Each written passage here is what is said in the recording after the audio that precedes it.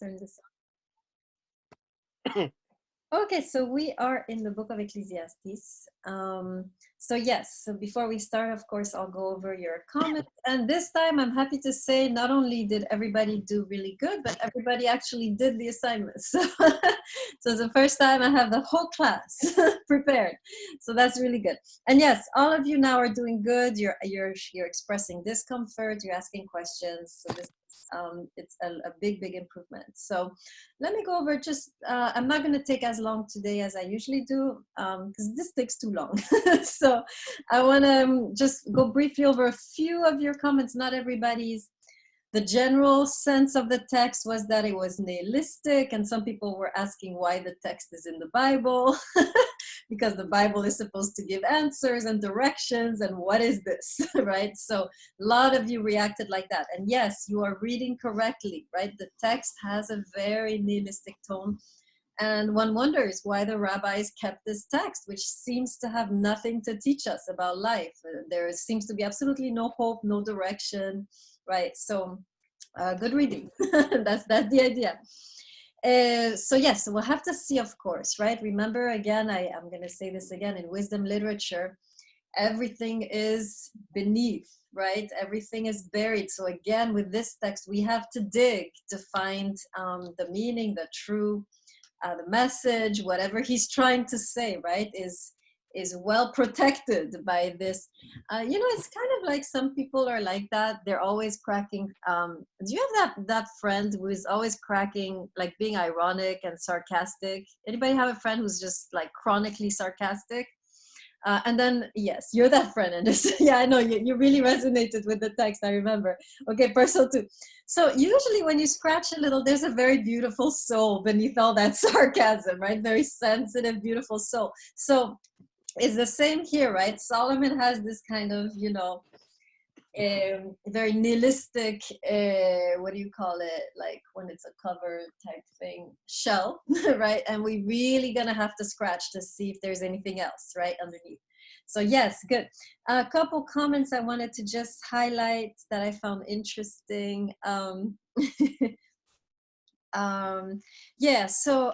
Interesting, Rudolph, what you said about the God in the book of Ecclesiastes, in as much as he's described as both the God of sinners and of believers, seems to be talking about a cosmic God, not just the God of believers. It's a more universal God that we're dealing with. So I thought that was interesting because, yes, the book of Ecclesiastes, of course, as wisdom literature, is breaking with just, the target audience is a larger group usually of the wisdom literature. So yes, you're sensing correctly that the book is targeting a broader audience than just believers, right? And in fact, I sometimes tell students, if you're not a believer, you're going to be much more comfortable in the books of wisdom literature than somebody who is a believer, who has to leave the baggage at the door, right? Because if you're not a believer, you're a blank slate, and usually you actually resonate very well with these texts. So it's actually easier to access the wisdom literature in the Hebrew Bible as a non-believer than as a believer.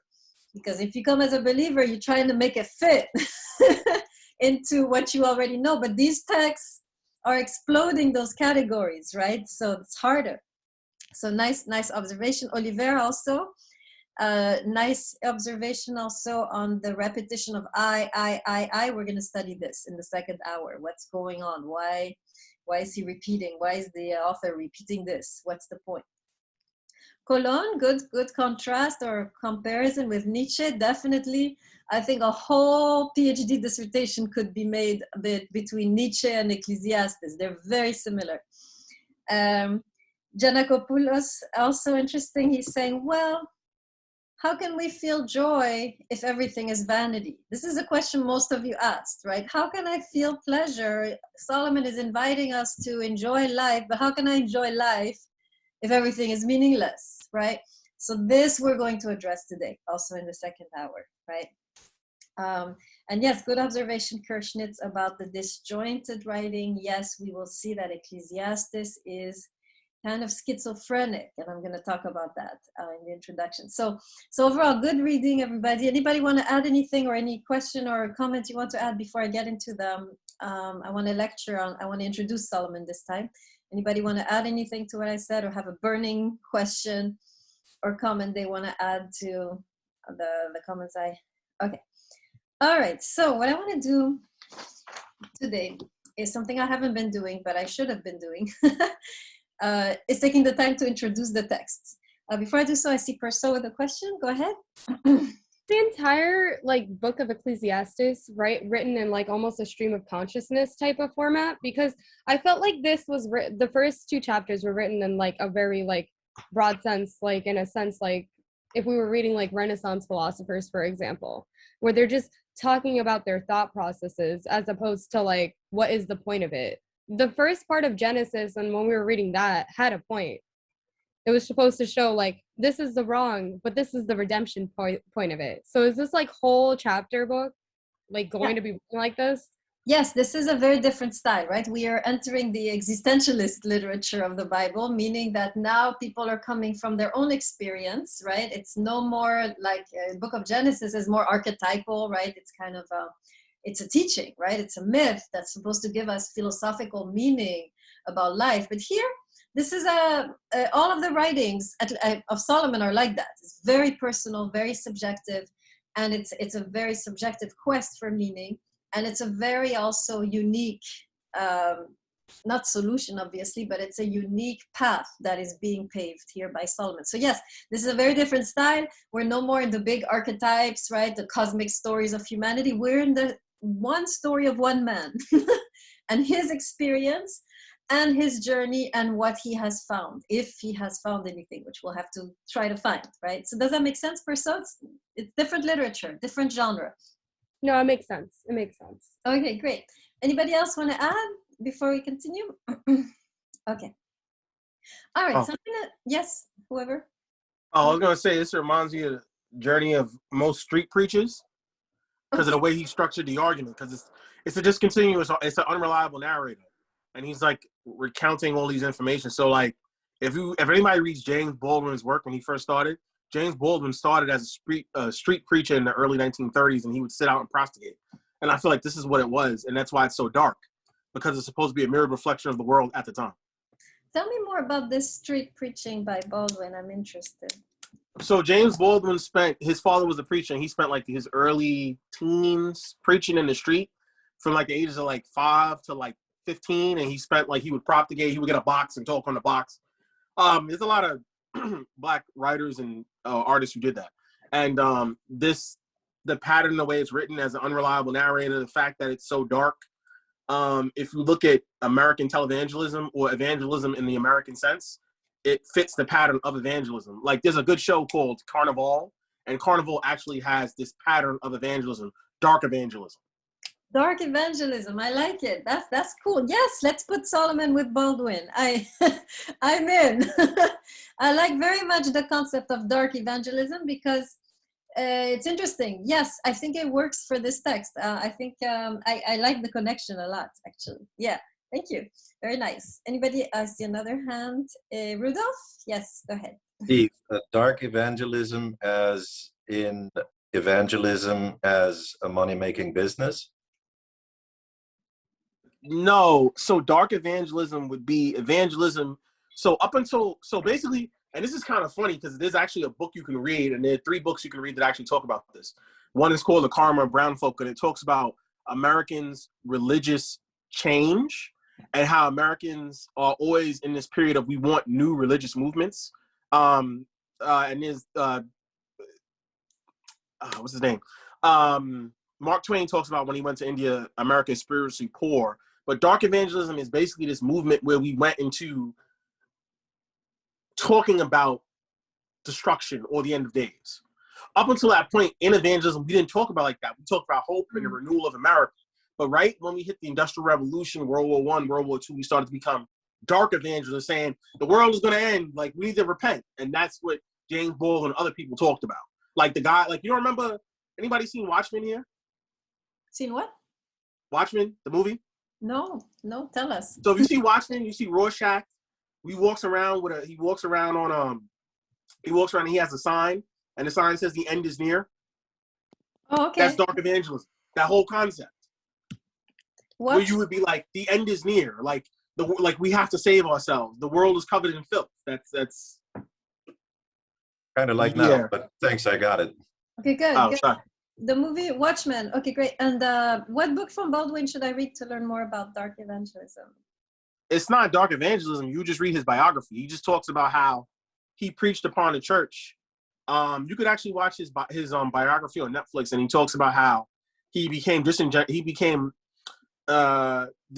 with the church because of the fact that he didn't believe in the way that the church treated people who weren't black, didn't believe the way the church treated people who were gay. So he became disenchanted with it.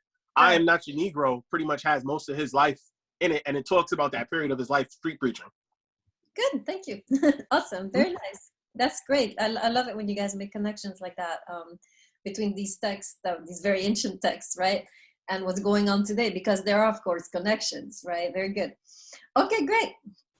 All right, let's get into, let me introduce you a little bit to King Solomon. So you have an idea of the author, because he's really actually a very interesting man, and it helps to know him as a person before entering the text, so you can better navigate, I think, the text. So those who don't know, right, King Solomon was the third king of Israel. This was actually during the golden age of Israel. This was a time when there was incredible wealth, incredible connections around the world. So Israel had gone from being just, a very insulated nation with kings like David and Saul, who were constantly fighting with the neighbors. And with Solomon, it became a world power, basically, a center of civilization. He created trade routes, he created political connections with the countries around him. And this, of course, contributed to the wealth, to the power, to the prestige of the land, right? So very interesting king, very different from his predecessors, right? Unlike his predecessors, there was no war during his reign. And in fact, his name, Solomon in Hebrew, which is Shlomo, is from the word shalom, if you're familiar with that word, which means peace in Hebrew. Right, so Solomon was a man of peace. Unlike every single king that came before and after him, he's like this kind of oasis, right? And instead of being crunched up like his predecessors, right? When the country was very insulated, he expanded the country, made alliances, political and also marital alliances, which made the country, changed it into a world power, world at the time, that area. A little bit of his background, his history as a person. So this will come in handy as we study the text. Solomon was actually himself the fruit of a transgression, right? If you're familiar with the story, his father, who was King David, had Solomon at the end of his life when he was old. And King David had stayed behind. It was the time of war. In the spring, people would go out to fight against the enemies on the border. King David was older, he stayed. And you know what it is like when you're a man and you used to be a warrior and now you're not, and you're roaming the palace and you're wondering what to do with yourself. And so he's on the roof of his palace and he sees not so far away, this amazing, beautiful woman on her roof bathing, right? So he immediately has to have this woman, right? He's the king. So he summons, or he asks, I think, who is she? And it turns out, and this is really, people don't know this, but this is the wife of one of his closest friends, right? Uriah, the husband of Bathsheba, was actually part of the intimate bodyguard of King David. So this is people who have fought together since their youth, right? They have each other's backs. And this is why it's so tragic what he does next. He sends Uriah, his closest friend, to the front, and he tells the army officer, put him in a place where he's exposed and don't cover him, right? So they do that. They put him in the front lines, and then instead of covering him like they're supposed to, they withdraw. And he gets killed, right? And so then David takes the wife, and the first child dies, and the second child is Solomon. And so you can see the background, right? And this was this fault, this transgression by David followed him the rest of his life. It marked the end of his reign, right? After that, everything was downhill for King David. But somehow King Solomon made it as the king next, right? So, but you can sense that somebody with such a background is going to have a very nuanced view of transgression, sin. You can already sense how Solomon, already by birth and by the way that he grew up and his the background of his birth, the background story of his birth, would make him probably more comfortable in the mother's house than in the father's house. But more on that in a second. So he grows up, becomes king, becomes one of the wisest kings. He's described in the Hebrew Bible as one of the wisest people on earth, right?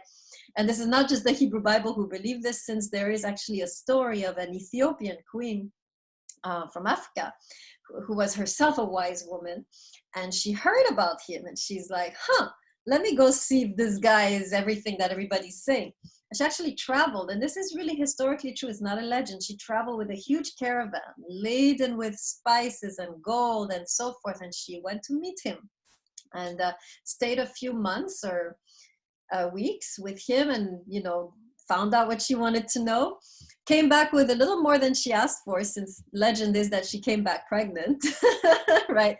And that the Falashas, the Jewish Ethiopians, are descendants of this union. So this gives you an idea, right? King Solomon really was really very, very well known for his wisdom and also for his political alliances. So he had the main alliance, which is relevant for our text, is with Egypt.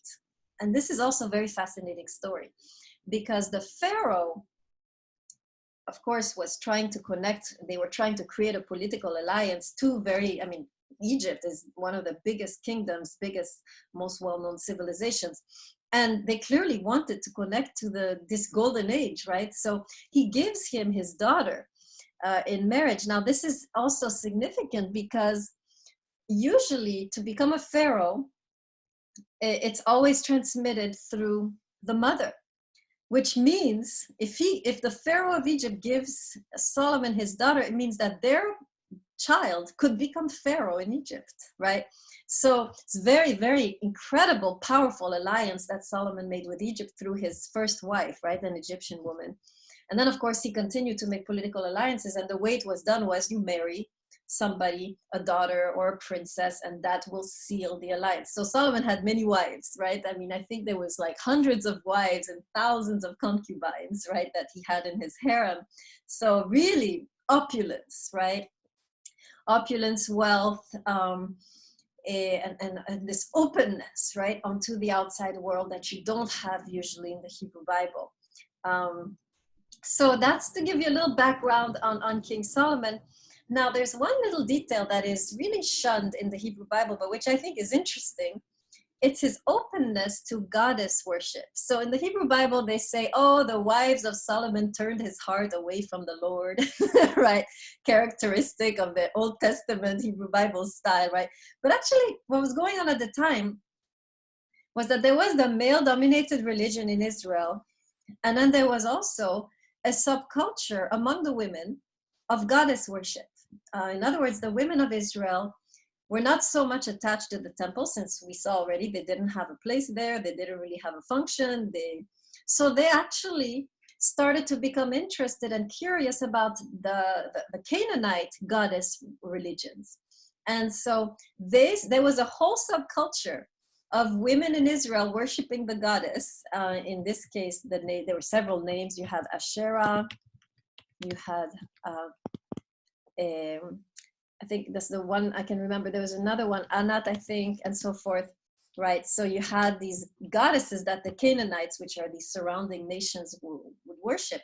And the women would start to get into that. And of course, most women were into that, this type of goddess worship. You had you had the temples where the males officiated, and then you had this subculture throughout the land in the ancient Near East of women worshiping this goddess. And Solomon actually became intrigued and interested, and he started, I think, to participate in these rituals and so forth.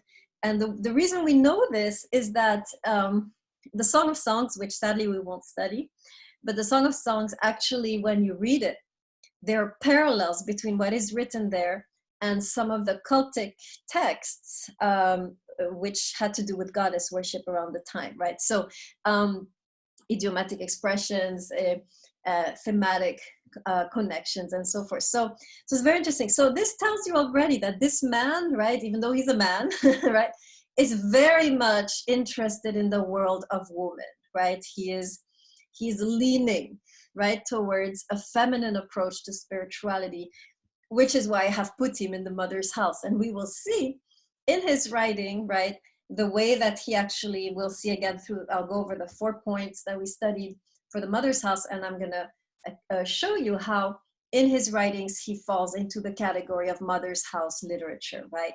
But you can see already in his person, right, that he's going to be already transgressive. He's already not comfortable in the father's house. He's leaning towards goddess worship. He's interested in the feminine spirituality. And of course, he ends up writing the core of wisdom texts in the Hebrew Bible. He wrote Ecclesiastes, Proverbs, and the Song of Songs. And we know, and talks about wisdom in all three texts. And we know that in the ancient Near East, wisdom is always associated with the teachings of a woman. So if he's talking about wisdom, we know that he learned it at some point from a woman, right? So that's why I think Solomon belongs here in this house, in the mother's house. And so before I continue into the 4 points, anybody have any questions or comments you want to add to what I'm saying? Yes, Rudolph, go ahead. Could you just repeat what you said in your last sentence? When he speaks about wisdom, it comes from him being taught by a woman. So, okay, yeah. Let me explain. So wisdom in the ancient Near East, any wisdom that is being taught wisdom was associated with woman in the ancient Near East. And we see this already in the Genesis text that we studied, right? Eve is attracted by wisdom. This is typical. We shouldn't be surprised. In the Sumerian literature, Inanna actually goes on a quest for wisdom. She goes on a boat and she steals wisdom from one of the male gods in the pantheon, right? So woman is associated, also in Egypt, right? Woman is associated with wisdom and man is associated with law. And maybe you can see the two ways, right? That they're supposed to rule the world, right? Man is associated with cosmic law, with creating limitations and, laws and rules. The woman, no. Woman is associated with wisdom, right? And it's a totally different approach. And we'll see here that in as much as Solomon has chosen to write in the style of wisdom literature, we know that his writing will be feminine, right? Because wisdom was always associated with a woman. Does that answer your question?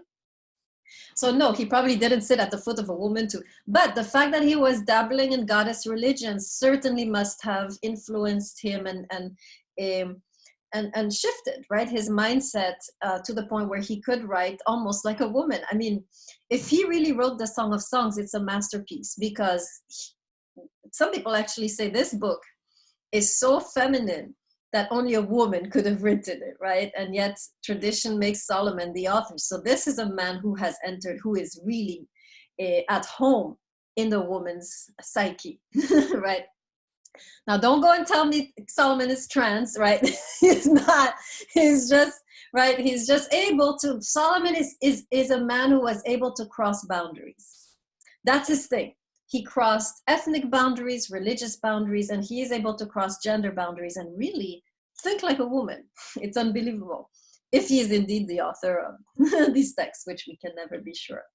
Okay, great. Any other comments on King Solomon or whatever we said so far?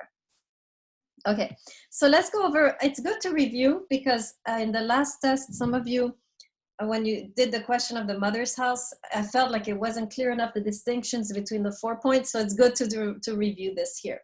So first point, remember, God in the father's house is transcendent, but I'm gonna add a few details just to make things clear. He's also in control and he's also central. Right? God in the Father's house is on the throne. He controls everything and he is central. Everybody worships him. He is the center of attention, right? In the mother's house, God is immanent, right? Moving in the world. God is present, for example, in encounters or in chance events, like we'll see in the book of Ruth, right? So God is immanent. He's working within He is decentralized, right? We saw this in the book of Genesis when God is not the center. God is just a facilitator of human beings who are at the center of the growth of human beings. So in the book of Genesis, the human beings are at the center and God is kind of in the background, facilitating, or like Socrates, like a midwife, right? Helping give birth to their individuation process, right? So we have here a decentralized God in the book of Genesis. God in the book of Genesis is not sitting there, worship me, right? He's not interested in himself, right? He's in the focus is on the human couple, and God is simply facilitating the process, right? So, and also it is a God who is out of control. He's not doesn't control what the humans are going to do next, right?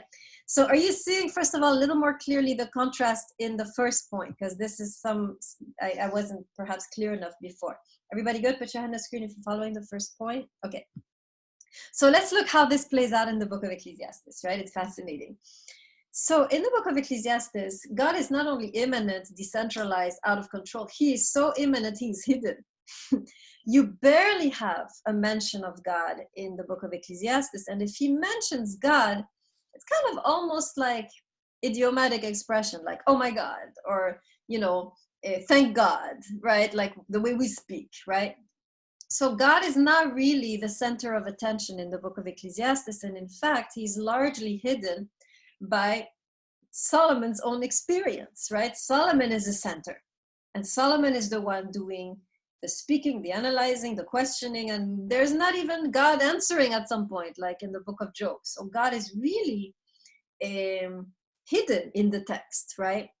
So that's typical mother's house, right? Deity, right? Mother is always a subtle, hidden, right? Okay.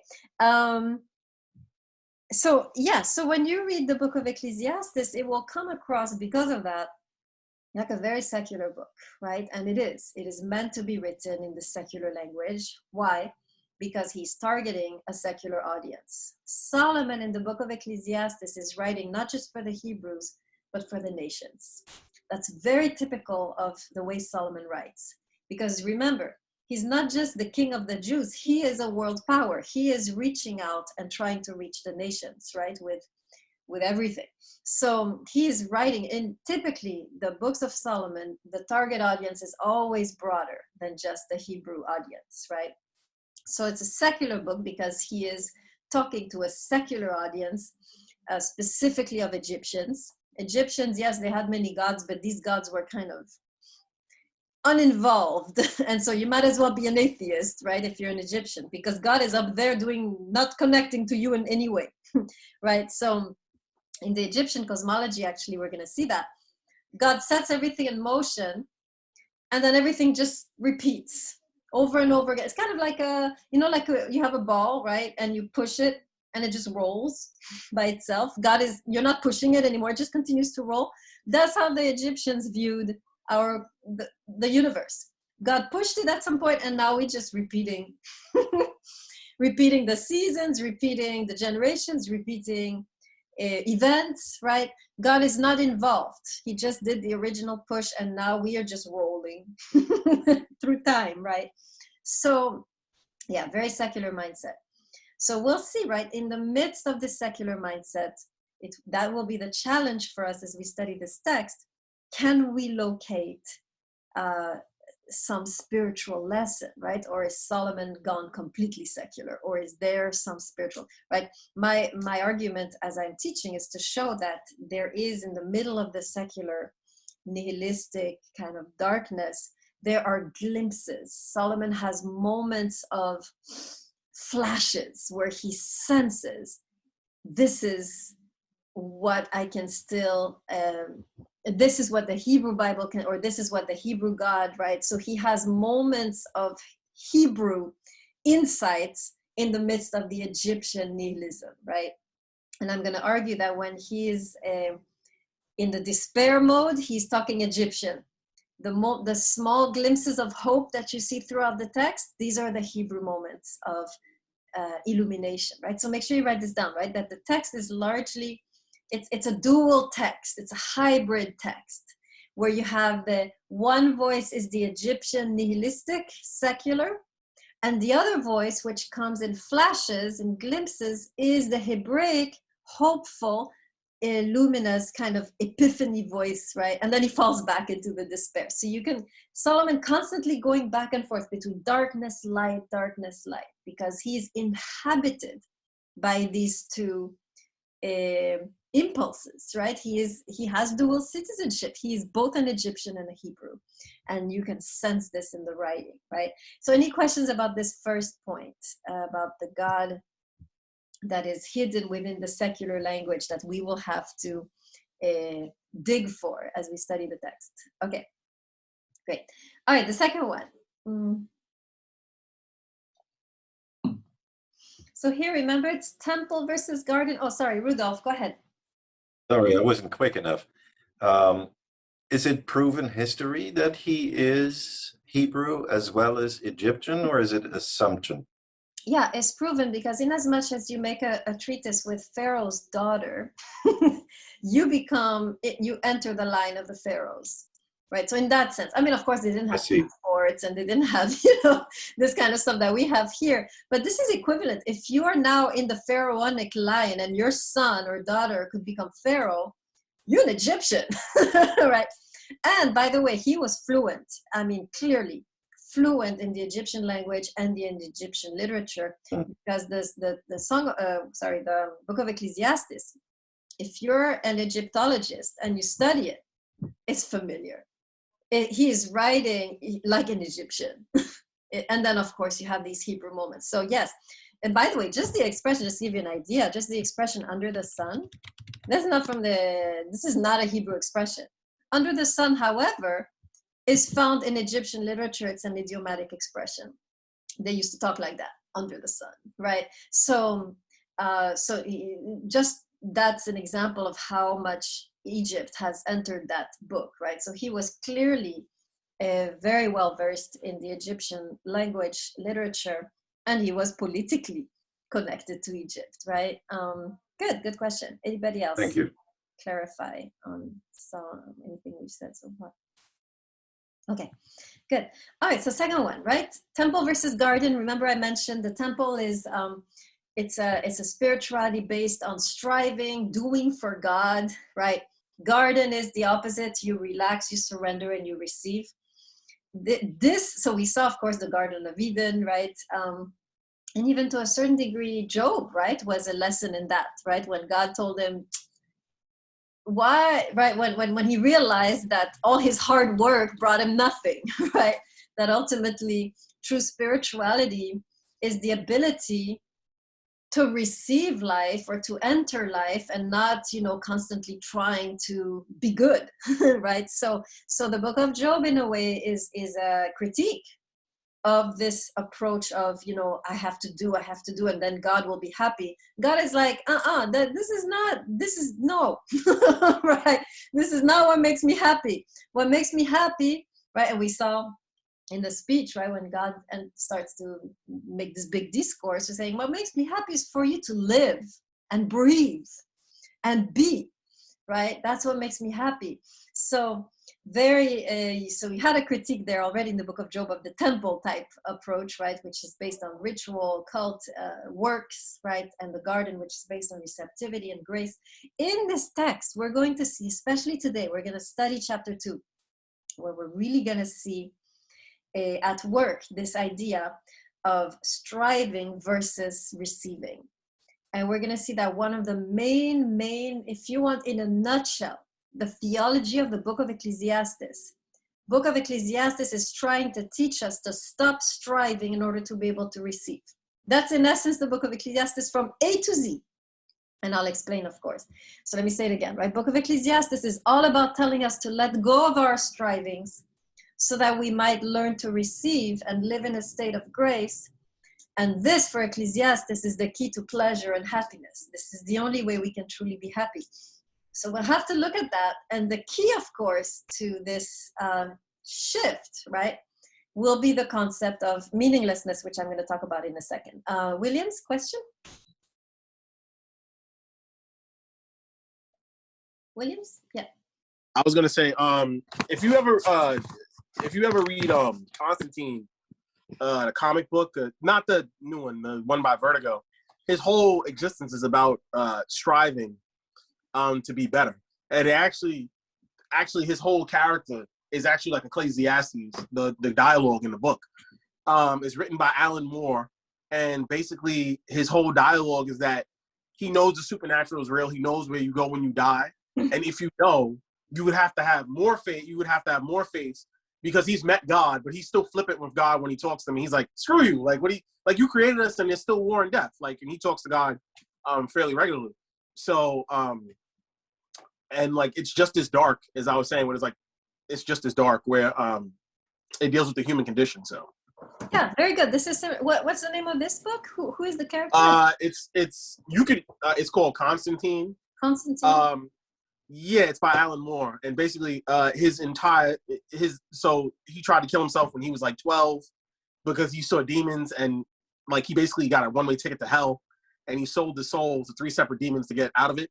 And basically God is like, well, you don't deserve to be in heaven because you tried to kill yourself. He said, but I know where everyone's going, so I should be able to get in there because I'm doing better. And they're like, no, you have to believe. You can't just get in because you can see it. Like, so it's interesting.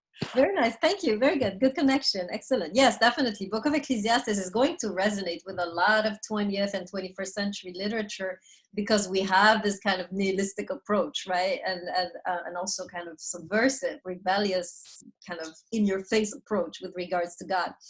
Good. Okay, yes. So this is a very important concept with regards to receptivity. To this shift from striving to receptivity, which is the concept for meaninglessness. Actually, let me wait until maybe the second part. Let me just say just a few words. Meaninglessness. So what the word, right, that is translated meaningless is wrongly translated, right? That word in Hebrew is haven. Now, I warned you, where did we see this word before? Haven. I think I mentioned this that I was anticipating when we talked about it. Anybody remember where we studied the word or the name haven? Olivera, go ahead. Genesis? Yes, where exactly?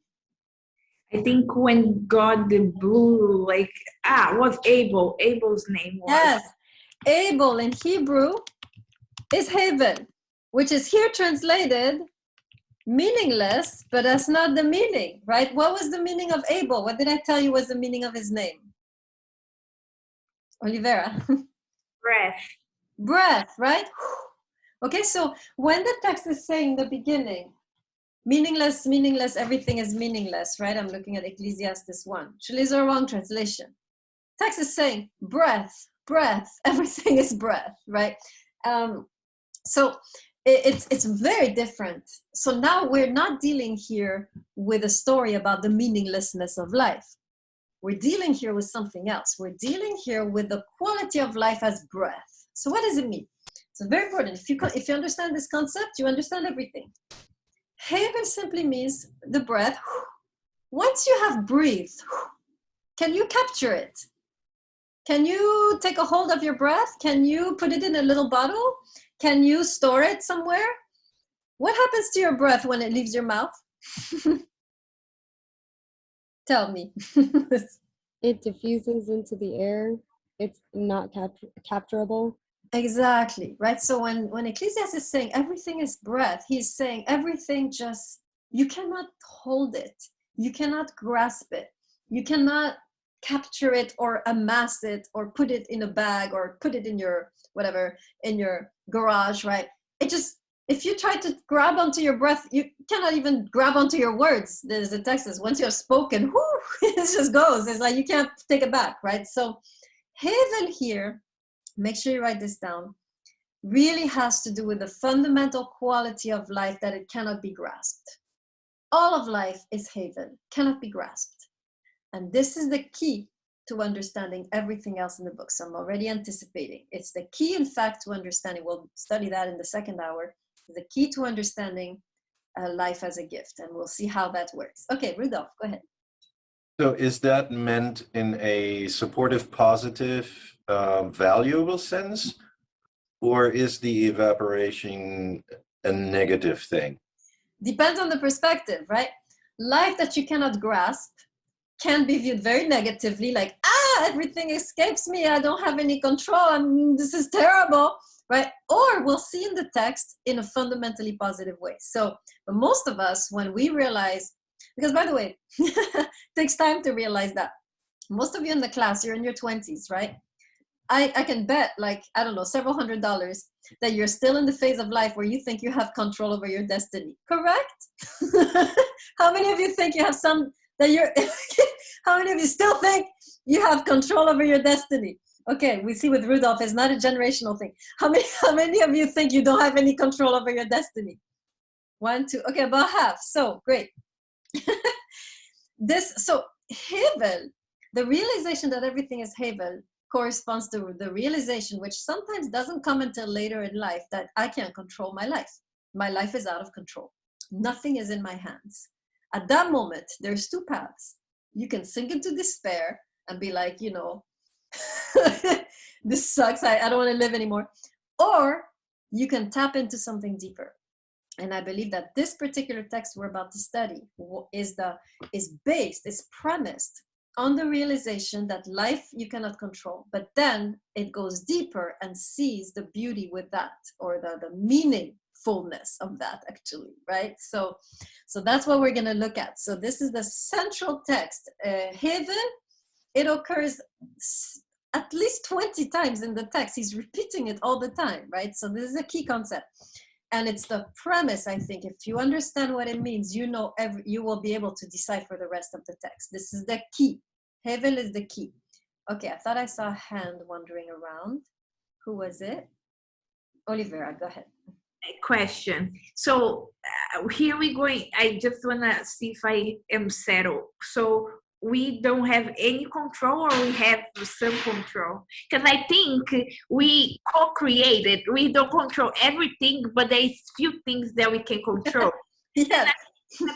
Easy to assume that? I don't know. What do you think? Yes, well, I think what you could argue is we control whatever we do, but the outcome we cannot control. So for example, you apply for a job. Yeah, you have to apply, but you don't know if you're going to get it. That is not in your control. I'll just tell it to you right now. Right? It can be complete luck that your file ended up on the top because somebody who knew, right? It's complete, right? Same thing with love, right? You can try everything to make that person like you, but you can't. The outcome, are they going to stay with me? You cannot control, right? You can do a certain amount of actions, but we never control the outcome, and that's Hevel. So yes, so you see what I'm saying? So yeah, we can do the co-create, but we do not control the outcome of the creation, which sucks. I think I'm on the side of the people who hate the idea of Hevel, right? So that's why I need to teach Ecclesiastes periodically to shift my mindset. Rudolph, go ahead. And then when you just explained that, it sounds a little bit like Sartre's existential nihilism, saying, there is a negative connotation, life is meaningless, and you can't grasp it. But if you're really delving into it, you kind of make the best of the ride. I'm gonna put you in line more with Camus. I don't like Sartre. For me, Sartre, he just stays in the nausea and he just revels in it, right? Camus, on the other hand, is much closer because he still has a sense of beauty and love and of the wonder of life beneath the Hevel, right? Sartre, he never gets there. He's just gonna. That's true. It's true. It's very true. And I appreciate that you just said that. Camus is actually much more befitting. Much better, yeah, because Camus, beneath the out of control, he's able to really, you see, there's beautiful text by Camus on the enjoyment of love and the enjoyment of beauty, which Sartre is incapable of. So I would orient you to Camus. Very good. Perso, go ahead.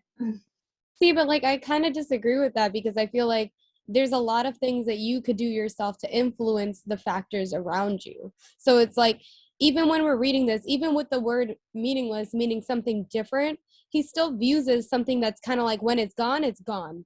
It's just gone. There's nothing you can do about it. And I disagree with that entirely, because it's like you basically went into in Ecclesiastes 1 and 2, this is what we were discussing in our group. It was like, for me, it was like a list of complaints. Instead of looking at the glass half full, you looked at the glass half empty. You could have done a lot more in looking at the positives. You have all this power. Why don't you put that power to use and help people that are starving, for example, to give yourself fulfillment? You know why you're talking like that? No. You're young. You know what? I refuse to let life knock me down. I refuse to let life make me be. This is good. This is a sign of youth. You refuse this thing, that the thing is out of your control, right? And it takes a few hits where you realize, I can't do anything about this. Then you get to the deeper wisdom, which is there. So yes, Ecclesiastes is showing us the dark side, but there is a deeper wisdom. So yes, you're right to seek that, right?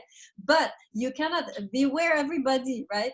You will not be able to access this deeper wisdom unless you first understand that life is completely out of control, at least the outcome. Yes, you can do a few things. Yeah, you're right, personally. You can influence, you can do the best you can, but the outcome is still completely out of your hands. The outcome is like out of your hands, but for me, the sense of fulfillment I'll get is like I'm applying to a job or I'm applying to school. Let's be realistic, because I'm graduating next semester. So when I'm applying to like go to grad school or whatever I decide to do, I haven't decided yet. The sense of fulfillment I would get is exhausting all of my options to know I did the best I possibly could. It's about being persistent. And that's the thing that I feel like Solomon lacked. He lacked that entirely. He didn't have that sense of persistency to say, okay, I've exhausted all of my options. That's that, you know, like, and that's the thing that got me frustrated personally. So like, I was just, the list of complaints, sir, do something about it. So remember, Solomon really tried. We'll see today later today that he tried pleasure, he tried wisdom, he tried to become a high achiever. And he's somebody who really, remember, he's a few decades ahead, right? So we're still trying and thinking, right? But he's over there and he's realizing, damn, I tried everything and still, right? But you're right. The way you're talking is healthy because you realize I've done my best and this is out of my control. So you found peace with that from doing your best, right? But this wisdom, right, only comes once you have gotten to the part of your life where you realize there are some things that I can just beat my head against the wall, not going to change. I can't do anything about this. I'll give you examples. I can't do anything about the fact I lost my job.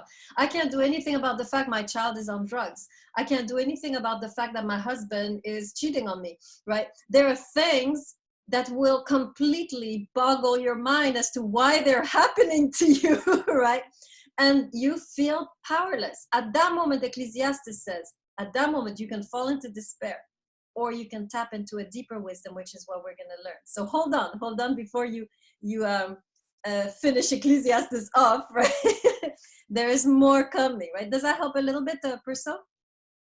Yeah, it helps. I mean, like, I'm assuming the deeper wisdom would be finding the solutions, to say it simply. Solutions. Here in this class, there are no solutions.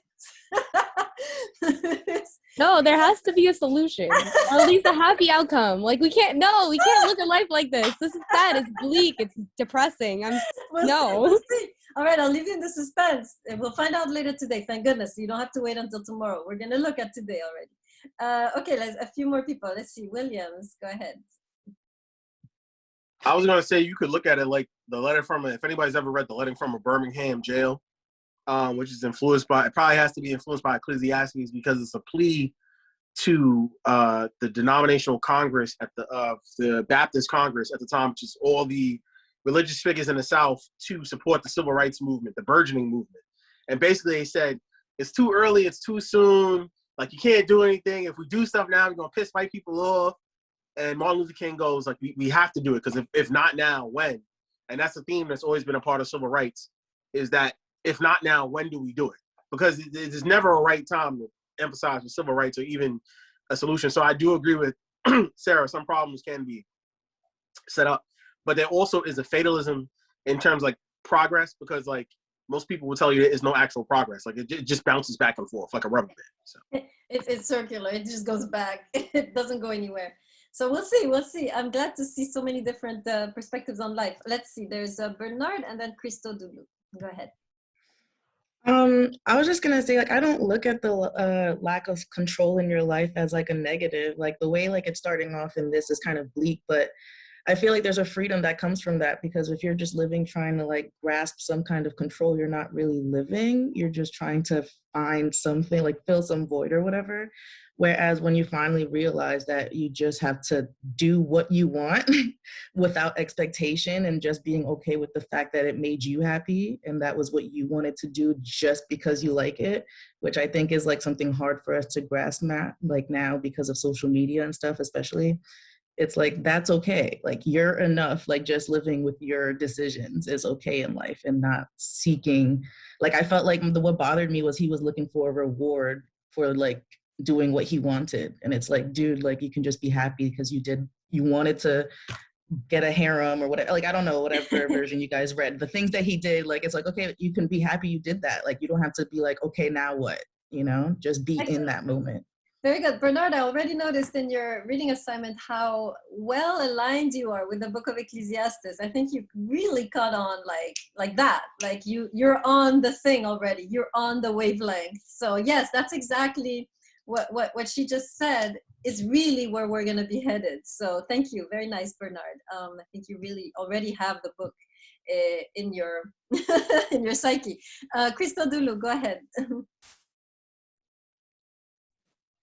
Oh yeah, I wanted to respond to Perso. She had a really interesting like perspective, but it was like it struck me that like if anyone has ever like pursued a friend or a love interest, like the harder you push, like the less you're going to get it, right?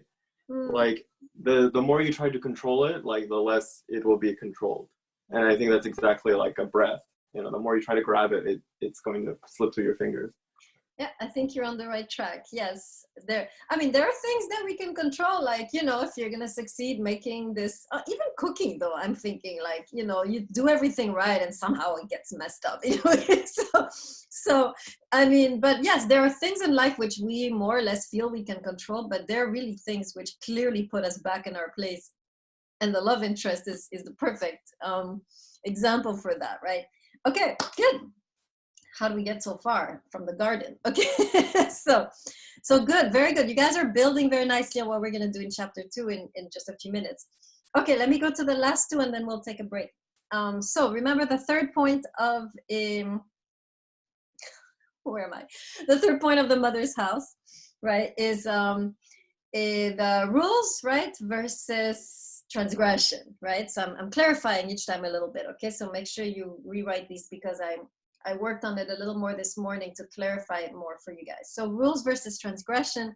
Well, already I told you, right? Solomon comes from a transgression. And then we see as we read the text that he has basically made it a goal in his life to transgress everything he could possibly transgress, right? This man, he has tried everything, right? And he did it really I think he had he says at one point, I decided to try everything, but with wisdom, right? So his goal was to figure out something about life, right? But he still went into every single experience, even though he measured it with wisdom, he still decided, I need to try everything. And this includes obviously transgression. In fact, he is so transgressive and so blatantly transgressive, right? So in your face about his transgressions, that when you study this book in a church setting, or I think less so in a synagogue setting, but in a church setting, I've seen it being studied in a church setting, they will tell you, what I've heard often is, yeah, the book of Ecclesiastes is written for you to see how depressed you become if you sin as much as Solomon. That's basically the morality of the story that I have heard, right? See, don't do like him or you will become as depressed. So obviously, because it's a mother's house book, we understand that this is not the right interpretation, right? We have to take him with his transgression and see what does this great transgressor have to teach us, right? Because we are not in the Father's house, right? So he's born out of transgression, he transgresses, and we will see, this is so interesting, when we study chapter 7, we will see how in a way he's going to find a path very much like Nietzsche, beyond good and evil. I remember Williams being worried about the binary of good and evil that you see in the Hebrew Bible. Solomon is also worried about that binary, right? And he has a whole text where he talks about a different ethics, an ethics of faith versus an ethics of good and evil. So Solomon is actually going to give us a different path than the path where you're like, okay, is this good? Is this evil? Is this good? Okay, it's evil. Let me not do it. Oh, it's good. Let me do it, right? Which most of us are thinking like this, right? Solomon's going to say, no, we need to find a path which transcends these binaries. There is a better way, right? So you can see already here, very mother's house in the approach to transgression, right? Rudolph, sorry, go ahead. Sometimes when, now that you wound up at the arc of what you were saying, you actually contradicted how you started. I started thinking when you started talking, and you used the term blatantly transgressive, and I wrote it down because I didn't want to forget it. In my belief, and I say this with peace and love because I seem to be the oldest class member here, there is something extraordinarily good and revolutionary in questioning everything, in turning over every stone. And if it's done in a way that does not inflict pain, if you will, or more transgression for others, or something bad, I see incredible positiveness in being blatantly transgressive.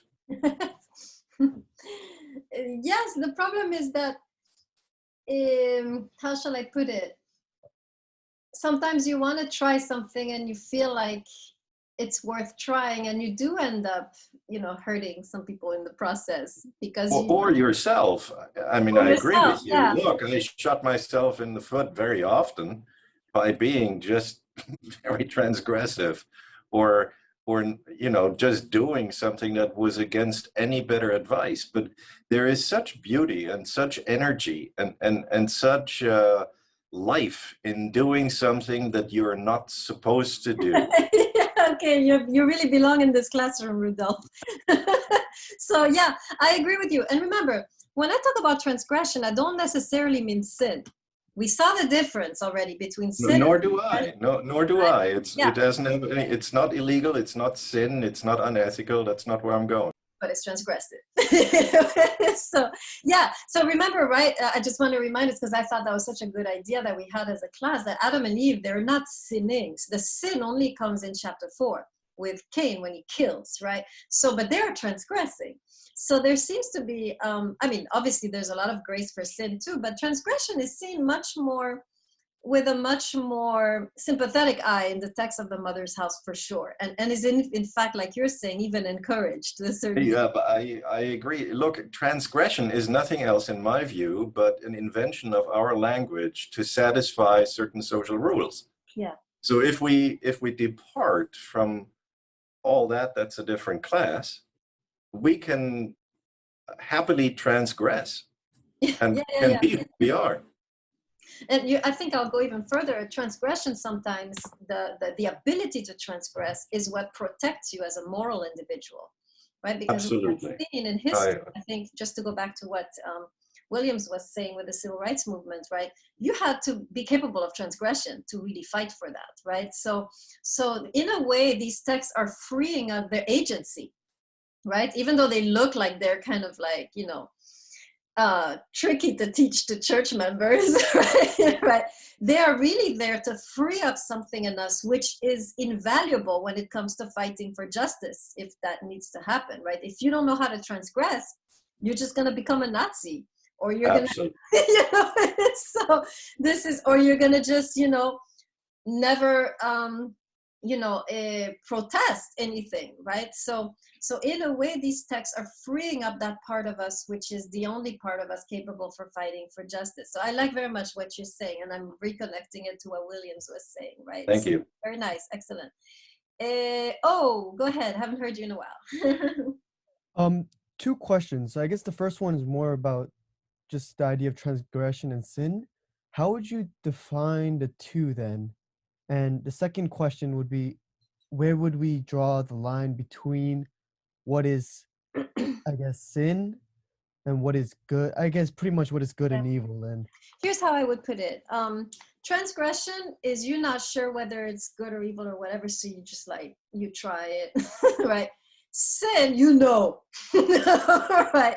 So, although even Cain, right, he didn't quite know what he was doing, right? But so the line is pretty, there's a continuum between transgression and sin, which is why there is a danger, right? Which is in our text seen as positive. But I would put sin more on the level of the destruction of human life, and transgression on the level of the destruction of human convention. It's on the opposite ends of the spectrum. And then there's a continuum, right? But on the opposite end, sin at its purest form is destruction of human life. Transgression in its purest form is destruction of human convention. And in the Bible, you have both human convention and divine command, right? So it's so transgressing can sometimes look like sin, but it isn't, right? So in that sense, so I would say sin is when you really disfigure another human being. So, but transgression, really, it's like, for example, okay, you refuse to pay taxes, or still, it's a kind of disfigurement, right, on the long run, but it's not as, so that's why I say it's a continuum, right? So yeah, you're playing with fire either way, right?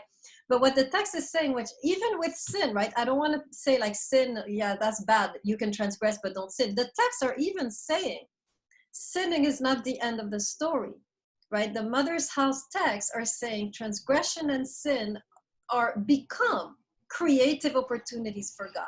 So we don't even need to distinguish the two, because even if you're the biggest sinner, like Cain, right? That's the utmost, that's the worst.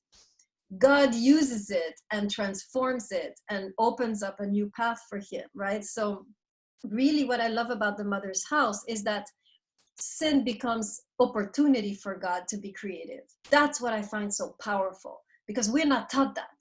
This is what we are taught. You sin, you will have these consequences. Yeah, God will forgive you, but you'll still suffer, right? This is not grace. I'm sorry, this is not grace when you speak like that, right? Grace is you sin, and your life turns out even better than if you hadn't sinned. Write this down, because this is really crazy. But this is Mother's House teaching. If you sin, your life will turn out even better than it was meant to if you hadn't sinned, because of the creative intervention of the Creator, right? Not by itself, obviously. By itself, you just go to hell. And not literally, right? But it's your life goes to shit, right? So, but this is what we're seeing here in these texts, is that even the biggest transgression or the biggest sin can lead you to your best life. And that's real grace, right? That's real grace, that the one who doesn't sin hates. Remember the prodigal son? Oh, the story of how the oldest son was pissed that the youngest son gets this happy ending. What the hell, right? This is grace. And so what I'm saying is that these texts are saying that you transgress, your life can be even better through the intervention of the creative power of the Creator. Right? Am I making sense? Oh? So in a way, the distinction between transgression and sin is irrelevant, because they're both in the same. Right? Does that help? Well, I guess more so of just like it leads to something better, which is like the revelation of grace and like fulfillment, I guess. Is that what you're trying to say? Yeah, so remember the story of how human beings will be higher than the angels, right? When we all are gathered up, right? So this is the idea that we will have tasted grace, but also I think what we're learning through a lot of these stories is that life, in a way, opens up in a different way when you've transgressed than when you haven't transgressed. And the push in our texts, and I'm scared to say that because it's a dangerous thing to say, the push in our text is towards leaving the security into the unknown, into the risk, into the transgression.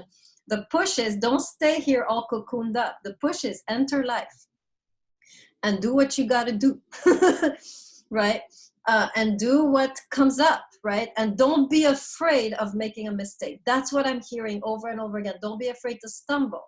God will pick you up in a way, right? In that sense. But we are really living, when we are going to a church or synagogue or sometimes the mosque, we are living in a climate of fear of don't, right? And if you do this, your whole life will be ruined. This is not the teaching of the mother's house, right? That's where the mother's house is very different, saying not only will your life not be ruined, it will be better. That's what it's saying. And I'm so scared to say that, because it's a lot of responsibility to be pushing you into transgression, right? I'm going to have a letter from someone in death row in 20 years, right? Yeah, Professor Dukan, your class did this to me. Crystal Dulu, go ahead. Yeah, I think it's good to make the distinction, right, between like the modern ideas about like transgression. Like I think of like Silicon Valley, where they talk about like, you know, innovation comes from breaking things. Like this is a very like instrumental and like human-centered way of looking at it. I think what you're saying and what the text is saying is you will fall, and like through the grace of the Creator, like you will find redemption through that fall. Yeah, I think that's what we forget. Our teachings nowadays is not teaching of grace. You don't hear much grace in a church or in a synagogue. You don't hear that. You hear, you need to repent, and then you need to eat dust for the rest of your life, right? Okay, go ahead, Bernard. That's kind of what like our prison system teaches in a way. Like, you made a mistake, so you're supposed to be punished forever, and there's no chance of real redemption. Even if you get out, you have all these rights lost to you. That's like really dark. But I always kind of like differentiate like real sin kind of just like as killing being the main obvious one, because it takes away the ability for someone else to choose if they want to sin or not. Like, it takes that free will away, and that's the only way I can really look at like something that's bad. Yeah, I think we have to. I like the question of right. It's a very legitimate question, very serious question. You know, transgression, but to what point, right? And I think the biblical text stops when it comes to the dignity of another human being. Yeah, transgress, but here, there's no experimentation here, right? So yeah, so we do have a limit. Remember, the text, the mother's house also loves limits. We studied that, right? The importance of limits for the sake of relationship, right? So it's difficult because you have this and you have that, and so.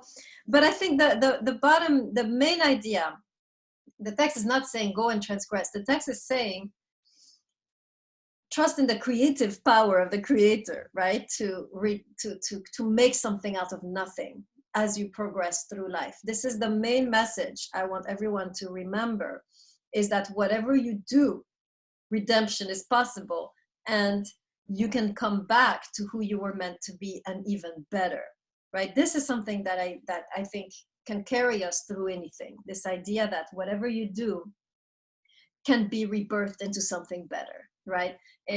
That's why I love the creation story so much, right? Where God is dealing with the void, right? And out of the void, creating this amazing universe is the same. You end up in a void through what you did. Everything is destroyed. Everything is dust.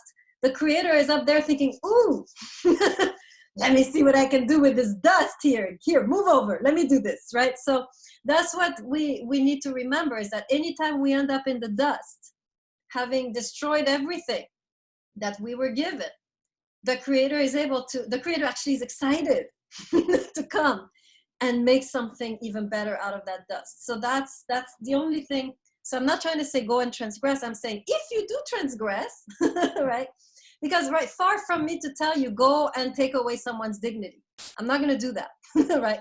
But if by chance, by mistake, or by a series of events, you end up doing that, and everything turns to dust in your hands, that's when the Creator gets excited. That's all I want you to remember, right? I hope that helps a little bit.